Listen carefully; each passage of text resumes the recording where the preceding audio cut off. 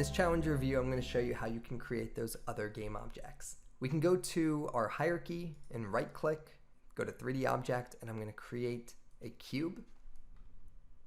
And we're going to drag it into our environment. There's also something in here. I can use this rotation column in the top right here. If I select this, it actually allows me to change my camera angle. So if I want to be aligned with what my camera sees, I'm going to be on the x-axis pointing to the right and the y-axis pointing up. And then from here I can zoom out using the mouse wheel.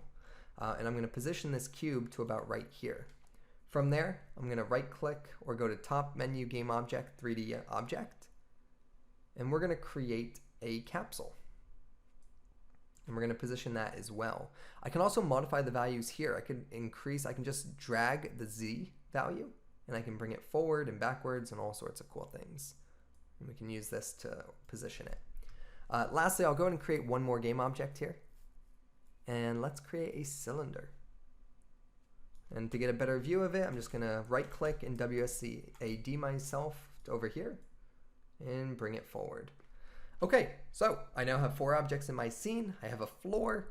The next thing here is we can actually rename these objects if we want, right? So I can select the floor, and in the inspector field, there's a name field. So that one's already floor, but I can change my sphere, for example, to object A, and I can hit enter, and I can change my cube to object B if I wanted to, and you can rename game objects by just selecting them and modifying it in the inspector.